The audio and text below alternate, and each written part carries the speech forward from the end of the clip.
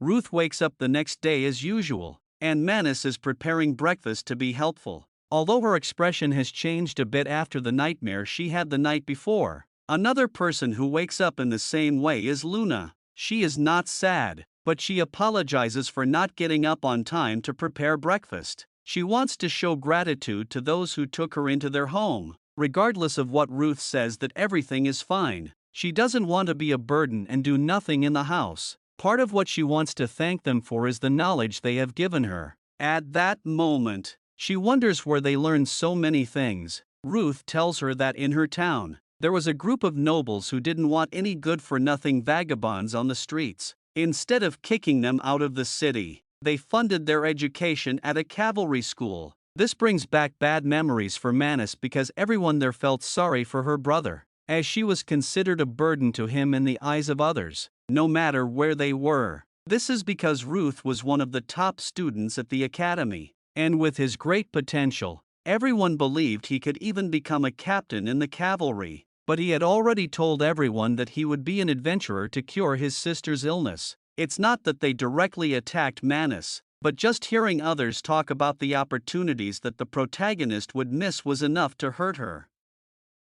This complex has dragged on to the present, and it's difficult for her to hide the sadness she feels, to the point that even Luna can see it and wants to comfort her. Manus tells Luna about her dilemma, something that the albino girl can't fully understand because she doubts that anyone would be willing to sacrifice their happiness for her. What is understood is that Ruth has a different way of thinking than others, so she believes that he chose the path that makes him happier, and that path is the one he is living now. Deep down, Manus knows that is true, but she can't help feeling that it's unfair to depend so much on him. That's why she always tries to keep her distance, despite wanting to be more affectionate. It's this doubt that prevents her from acting naturally when he is around. And according to Luna, the solution is to ask Ruth directly, because people can only assume what others are thinking. The true answer always lies with that other person. Thanks to the support of the albino girl, Manus gathers the courage to ask her brother if he is happy with the life he is living. The answer is clearly affirmative.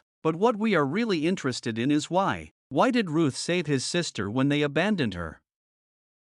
According to our protagonist, he was saved by Manasai before that because it seems that everyone was afraid of him because he is taller than normal and has a serious face, characteristics that I had as a child. For example, everyone would run away or make fun of him, except for his sister who always treated him like a normal person. That's why he knows he couldn't leave her behind as if nothing happened. It's true that he had certain doubts at first when he decided to live with her. But now he can confidently say that he made the right choice because he enjoys every moment they spend together. This ends in a heartwarming hug between siblings, now that she has finally gotten rid of that thought that was eating her up inside.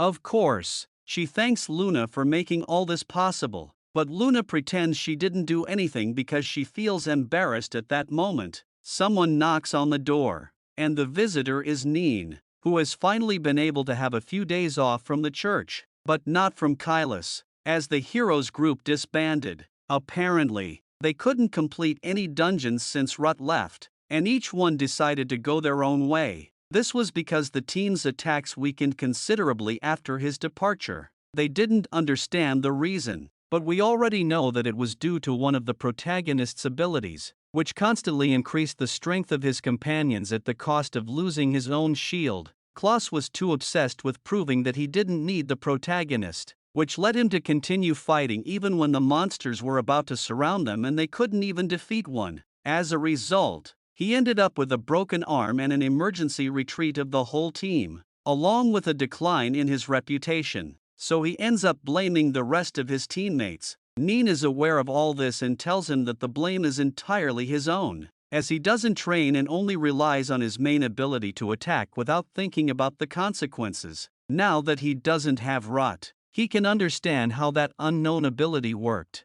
as it's easy to make the connection between his attack, which damage increased proportionally to the shield he lost. In summary, Klaus' power was so high thanks to his tank.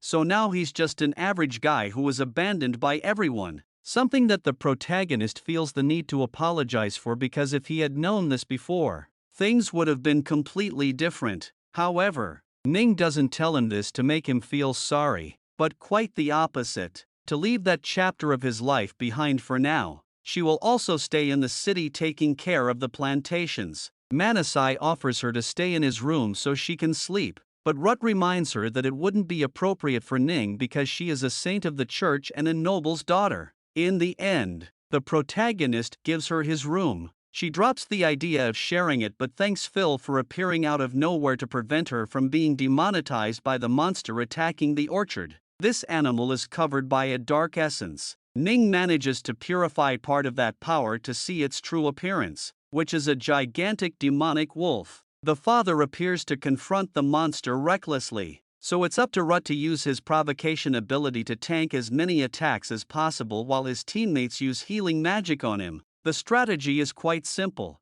Rut becomes the punching bag of the team while everyone launches their attacks. This way, they manage to corner the wolf so that Rut can use his vital conversion and pulverize it with a powerful attack. In fact, he used so much force that he may have gone a little overboard. Although everyone is happy with their victory, the joy fades when they examine the wolf's body and discover that it has 2 magic runes instead of 1, which means that someone created that monster using the technology used to make homunculi. The protagonists don't know it at that moment, but this was a foreshadowing of a greater evil that was yet to come.